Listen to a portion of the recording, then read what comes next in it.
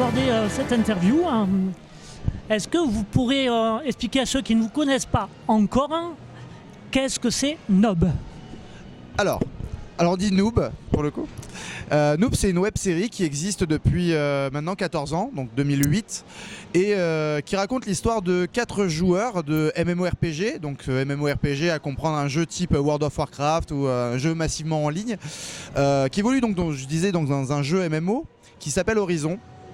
Et on va suivre leur parcours du niveau 1 au niveau 100. C'est une série qui est plutôt comique. Au départ en tout cas, et petit à petit au fil des saisons il y a un scénario qui se met en place avec des méchants, des ennemis récurrents, etc. C'est disponible sur YouTube, c'est gratuit, et avec ça on a développé tout un univers étendu, tout un cross-média avec des romans, des BD, des light novels. Il y a un jeu vidéo qui est sorti récemment qui est disponible sur Steam, et pardon, des Blu-ray aussi. Oui, il y a des Blu-ray, parce qu'on a fait en fait la saison 6, 7 et 8 de la série correspond à des films, et donc il y a une trilogie de films donc disponible en Blu-ray. Voilà.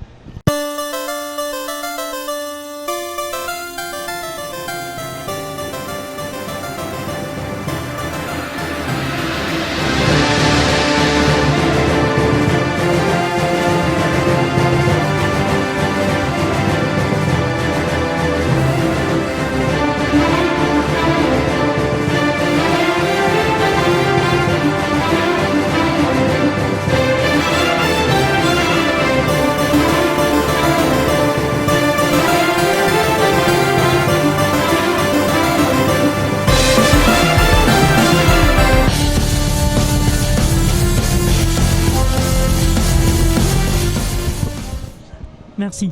Et alors, ça fait un moment que ça dure, parce que j'avais déjà fait l'interview de l'un des acteurs de la série il y a 3 ou 4 ans, je ne sais plus exactement.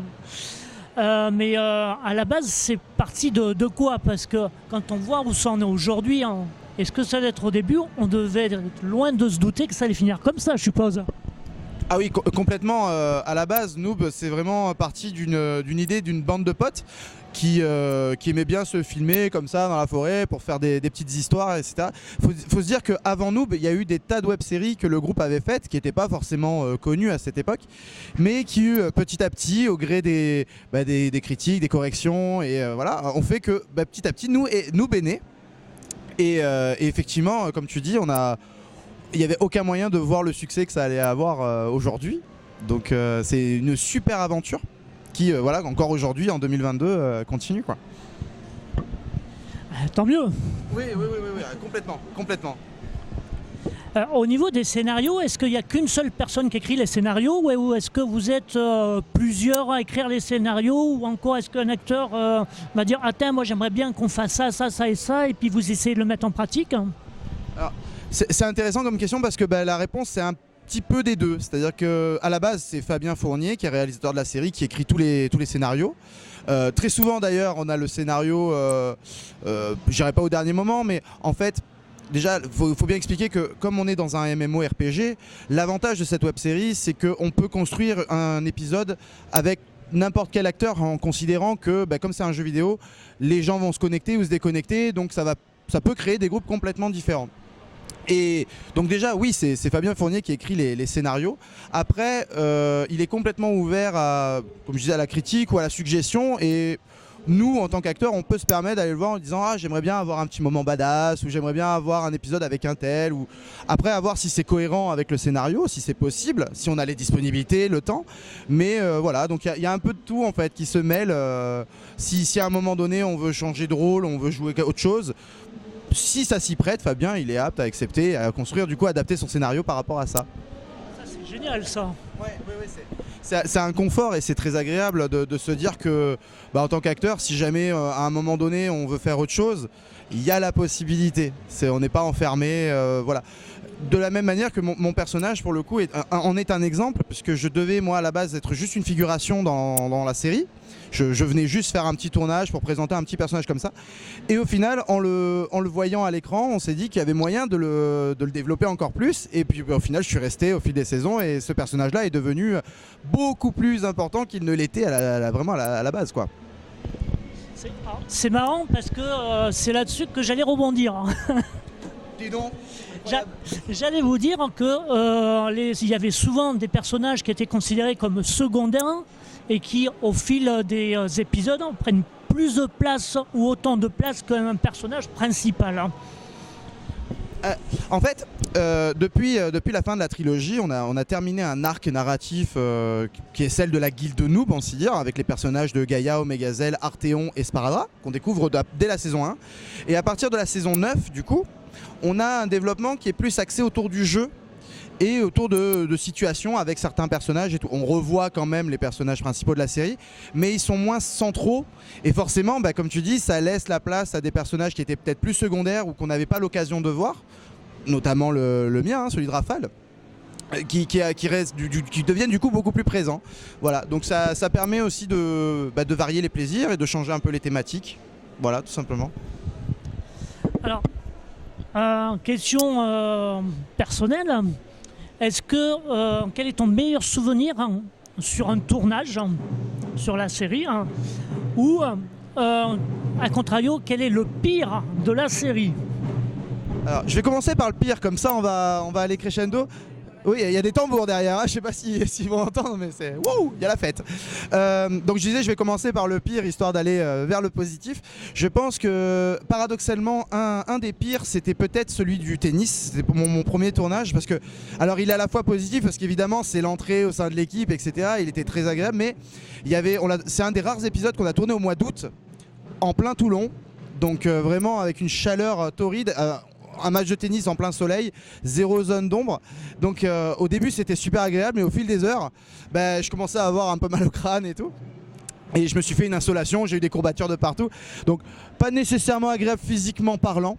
Et un des plus agréables, je vais dire celui avec Corinne Nemec. Celui où on a eu la chance d'avoir Corinne Nemec dans la série, qui est l'acteur qui joue dans Stargate, SG1, voilà.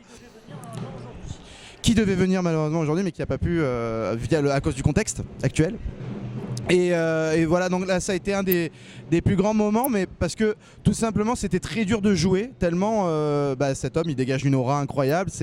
Moi c'est une part de mon enfance aussi, donc avoir Corinne Nemec à 10 mètres qui joue dans le même épisode que toi en costume, c'est un truc de taré. Voilà, il y avait Padge juste à côté. Enfin, moi mon cerveau il a décroché et c'était quasiment impossible de, entre guillemets, jouer. Parce que, sauf au moment où il y a ta réplique où tu dis bon allez là par contre je le fais, mais en dehors c'était super dur.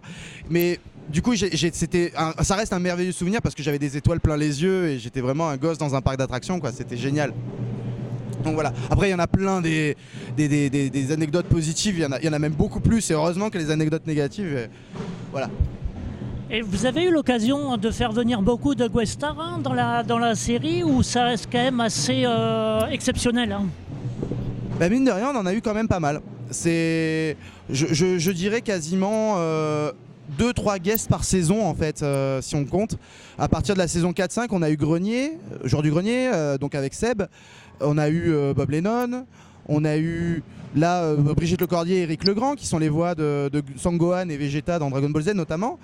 Corinne Nemec. On a eu Nicholas Brandon qui joue Axel dans Buffy contre les vampires. Padge, j'en parlais tout à l'heure, la voix de l'aubergiste d'Hearthstone qui fait des tonnes de voix. C'est pas mal, on en a quand même quelques-uns des guests. Donc c'est voilà. D'ailleurs Corinne Nemec. On a eu oh là là, j'allais l'oublier. Abraham Benrubi, Kubiak. Voilà, enfin, et si ça se trouve j'en oublie encore tellement, voilà, c'est une aventure incroyable là-dessus.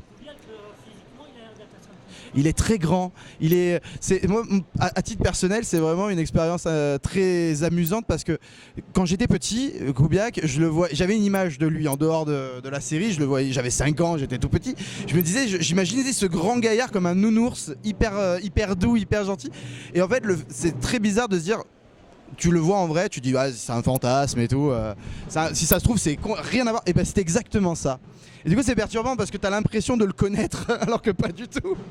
Et il est extrêmement doux dans la manière de faire, dans sa manière de parler. Il parle un peu français, donc en plus de ça, pour parler avec lui c'est beaucoup plus simple. Et donc voilà, extrêmement gentil. Mais c'est pas le seul, Corinne Nemec est extrêmement sympa aussi. Voilà, c'est des rencontres de dingue. Encore une fois je me répète, beaucoup de chance. Alors, tous les tournages se font en extérieur ou il y en a aussi beaucoup en intérieur, en studio ou autre? C'est en extérieur, hein, les 90% du temps. Les rares tournages intérieurs qu'on fait, c'est les tournages qui sont soit de l'ordre de l'IRL, c'est-à-dire tout ce qui se passe en dehors du jeu, une rencontre entre deux personnages en dehors du jeu, ça se passe à la maison. C'est quand même assez rare et il y a quelques plans, des fois des joueurs qui sont face à leur ordinateur, donc il y a un point de vue un peu webcam, où là forcément on est soit dans les studios, soit des fois carrément chez nous pour faire juste un petit plan.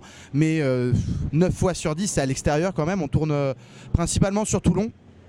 Donc aux alentours de Toulon, on a la chance d'avoir des super beaux paysages dans ce coin-là, dans la région PACA. Et pour la trilogie des films, on a eu la chance de faire des tournages délocalisés. Donc on a pu tourner en Belgique, en Suisse, à Carcassonne, dans la cité médiévale. Enfin, voilà. Du fait qu'il y ait 90% de tournage en extérieur, ça doit être considérablement compliqué, hein, surtout par rapport au temps. Hein. On est assez dépendant du temps. Après, la chance, c'est que quand on vit dans la région PACA, il pleut pas souvent. C'est très très rare. Et après, on s'adapte. Hein. En vrai, on a eu, il n'y a pas plus tard qu'il y a 2 semaines, hein, j'ai fait un tournage pour l'épisode final de la saison 10. Il s'est mis à pleuvoir. Au final, ça donne un côté dramatique à l'épisode. On a un peu froid. Écoute, on fera plus vite. On se loupera un peu moins. Et ça arrivait. On a fait des tournages pluvieux, mais c'est pas dérangeant en soi. On a la chance, il fait chaud. C'est pas de la grêle, c'est pas non plus. Voilà. Et pas d'insolation. Effectivement, on évite de tourner en été parce qu'on a des cigales. Et c'est vrai, hein, malheureusement, les cigales, elles te pourrissent tous tes plans.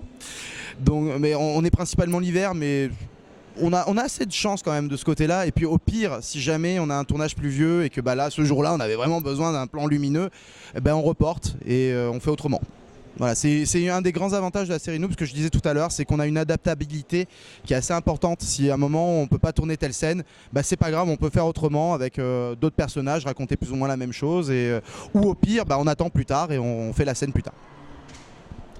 Ça c'est génial parce qu'en général, quand on fait des séries, hein, c'est très carré, c'est très tac, tac, tac. Hein. Donc pouvoir s'adapter comme ça doit être génial au niveau acteur, réalisateur ou autre. Hein. C'est un super confort. Hein.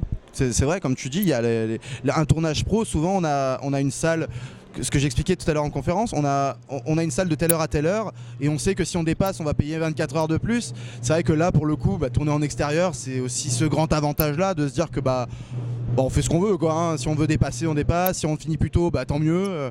Donc non, je le répète, on a un énorme confort de tournage et c'est ce qui fait aussi, je pense, que ça marche. C'est qu'on ne se prend pas la tête, on n'est pas dans des impératifs absolus de tel acteur. Il n'y a pas non plus de problème d'ego, on est tous bénévoles. Donc voilà, on le fait vraiment pour le plaisir. Si quelqu'un à un moment donné se sent pas trop de tourner, c'est pas grave. On fera autrement, encore une fois, l'adaptabilité de la série fait que on peut se séparer d'un acteur le temps de 3 mois, 4 épisodes, une saison s'il le faut. Et si tu veux revenir plus tard, c'est pas grave, on peut toujours trouver une raison de dire que ton personnage il a pas pu se connecter parce que voilà. Et il reviendra avec une autre raison. Du fait que vous soyez tous bénévoles pour la série, hein, est-ce que vous avez tous fait du théâtre ou est-ce que vous êtes acteurs ou est-ce que il y en a pas mal d'entre vous qui n'ont jamais fait ça et qui vont venir justement pour se tester en quelque sorte hein. Excellente question, je suis le seul. C'est vrai. Je suis là. Non, en fait, c'est vraiment à la base, c'est une bande de potes, ce que je disais, qui faisaient leurs petits trucs dans la forêt et tout. Donc, il n'y a pas eu de formation théâtrale. Ceci étant, moi, je considère qu'à partir du moment où tu es devant une caméra, tu es acteur et que c'est en forgeant qu'on devient forgeron. Alors, certes, avoir des cours, avoir un prof derrière qui t'aiguille, c'est pas négligeable du tout. Maintenant, il y a plein d'acteurs qui se sont aussi fait sur le tas. Donc voilà, il n'y a jamais eu de casting, si ce n'est encore une fois, c'est marrant que tu poses la question parce que je suis vraiment la seule exception du truc où moi il y a eu un petit casting pour juste faire de la figuration, c'est ce que je te disais tout à l'heure. On a accroché, ça a matché, on s'est super bien entendu, on s'est dit le personnage on pourrait l'utiliser autrement, de manière plus importante que ce qui est décrit dans les romans. Et puis banco, on réadapte le scénario, on y va, on le fait. Mais encore une fois, voilà, globalement, c'est toujours une bande de potes. C'est des gens qui se connaissent depuis le lycée pour certains. Donc voilà, il n'y a pas. C'est comme justement on est bénévole aussi, on veut que ça reste un plaisir et ça passe par le lien, par l'amitié qu'on peut avoir. Donc si la personne joue mal, c'est pas grave parce que pour nous le lien passe avant le talent entre guillemets et puis voilà. Le fait de se connaître comme ça depuis des années, hein, C'est génial, c'est moi qui te tiens le micro. Hein. c'est top. Hein. Allez, je suis malin, je suis malin. Le fait de se connaître comme ça depuis des années, hein, du coup on sait que telle ou telle personne elle est plus à l'aise avec ce genre de rôle ou quoi. Et du coup ça évite de le mettre dans une position désagréable pour lui. Hein. C'est le côté pratique. Hein. Ouais, exactement. Du coup, je te le repique 2 secondes. Je te le rends. Oui, non, c'est ça. C'est que justement, Fabien, il va faire du cas par cas. C'est entre celui qui est pas à l'aise et qui veut plutôt rester dans son coin, c'est pas grave, je te donne un petit rôle tranquille, sans pression. S'il y en a qui veulent se dépasser, pas de souci. À un moment donné, sans que ça fasse tâche dans la série, je vais te mettre un petit passage avec un peu de texte, etc. Je sais que moi, je joue un personnage qui a un fort accent espagnol. Il sait que même si je chouine un peu, j'aime bien me mettre au défi. Il va me mettre des répliques des fois hyper longues parce qu'il sait qu'à un moment, je vais y arriver. Et c'est pareil pour d'autres acteurs. Il sait qu'il peut leur mettre de gros pavés. Ça va gérer derrière. Donc voilà, il avise. Et puis pareil, comme on disait, après via le dialogue, si à un moment tu te dis tu sais Fabien, moi je préfère me mettre un peu en retrait sur ça, je fatigue, pas grave, il s'adapte, il le fait. De toute façon, Fabien, il réfléchit, il a 4 saisons d'avance dans sa tête. Hein. Faut se dire que voilà, quoi qu'il arrive, il va rebondir. Je te le rends. Merci. Alors, la question la plus difficile de l'interview, hein. Attention. Quel est ton film préféré ? La Cité de la Peur, sans hésiter. Ouais, j'ai grandi avec l'humour des nuls, moi ça a toujours été un truc qui a matché. Et un film où il y a de l'humour des nuls toutes les 3 secondes, littéralement, j'adore. Voilà. Dans la comédie, La Cité de la Peur, c'est ma valeur sûre. C'est très marrant parce que parmi les personnes que j'ai interviewées, je pose toujours cette question. Hein. Et t'es le premier à me répondre en tac au tac. Souvent les gens réfléchissent longtemps avant de répondre. Ah ouais, en fait au bout d'un moment tu te dis, on a plein de films préférés et puis après on se dit toujours, je pense que c'est ça qui mène la réflexion, c'est dans quel genre. Est-ce que je préfère Gladiator, est-ce que je préfère ceci, Et en fait moi à chaque fois j'en reviens toujours au même, c'est dès qu'on parle de film, dès qu'on me dit tiens je devrais regarder quoi, c'est le premier auquel je pense. Je me dis allez celui-là, c'est un culte, si tu l'as pas vu, regarde-le et le plus vite possible avant qu'on te bousille toutes les blagues. Parce que c'est un peu le problème de ce film aussi. Donc voilà, oui, instantanément, ouais. Ah. Est-ce que tu aurais un message pour les fans de la série, hein ? Tout simplement merci de nous soutenir depuis aussi longtemps ou même depuis récemment, hein, mais c'est un grand merci d'être là. Parce que nous, c'est très cliché ce que je veux dire, c'est très consensuel. Mais sans les fans, on n'est rien en fait. Une grande partie de ce qu'on a la chance de vivre, on le doit justement au retour qu'on a, au fait que ça marche. Et donc voilà, un grand merci. Soyez patients, l'épisode de la saison 10 arrive au mois de mai, ça arrive très très vite. Donc tenez-vous au courant et ça va être incroyable. Voilà, ça, là je le tease pour de vrai parce que on a tourné mes parties et je les trouve plutôt cool, mais elles sont moins bien que ce qui va arriver et qui n'a pas encore été tourné. Donc voilà, prenez votre mal en patience et très vite sur la saison 10 quoi. Merci, c'était Cyril pour Cinépassion 34.